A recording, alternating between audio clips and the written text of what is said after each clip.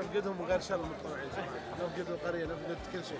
والله شعور فيه مضايق اكيد، لان نفقد شيء مكان تعودنا عليه، صار لنا ان شاء الله عندنا اكثر من 3 اشهر.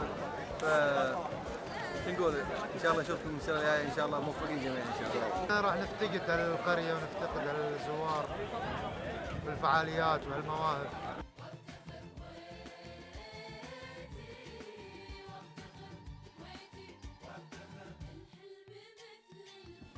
والله أنا سعيد صراحة، سعيد بهذا الإنجاز. طبعا التوفيق أولا وأخيرا من رب العالمين.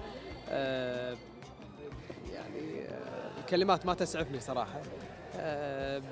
شهادة أهل الكويت وسعادتهم من خلال ردود أفعالهم، سواء شبكات التواصل الاجتماعي أو الاتصال أو غيرها من حتى وجوه ما كنا نعرفها بالسابق، عرفناها هني بالقرية من خلال زيارتهم لنا وإشادتهم بهذا الجهد. صراحة يعني هذا شيء يعني يحسب لفريق كويتي وافتخر، وأيضا يحسب للحكومة اللي ما قصرت ودعمت هذه القرية، ولولا توفيق رب العالمين ودعم القطاع الخاص والقطاع الحكومي ما كنا نقدر نشوف هالإنجاز هذا.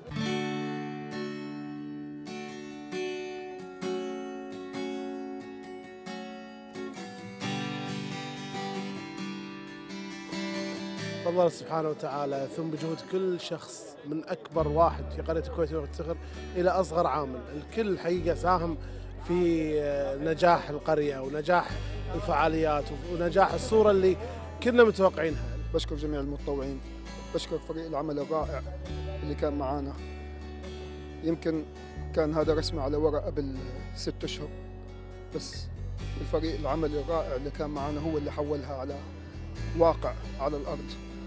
بشكركم جميعا، وفعلا يعني كلمات ما بقدر أعبر فيها على مدى امتناني لفريق العمل الرائع اللي كان معي. الناس والجماهير ما كانوا مجرد شباب كويتيين، كانوا صغار كبار بالسن. شفنا ناس من زمان مو شايفينهم، ناس التقينا فيهم إن كانوا من أهلنا ولا من المدارس. على قولتهم صارت القرية كأنها ملتقى الأحبة، ناس مو شايفهم قاعد تشوفهم. كلكم مشكورين، ما قصرتوا، سامحونا على القصور. وأنا صراحة ما عندي كلام صراحة أقول له غير إنه صدق يعطيكم العافية ورفعتوا راسنا.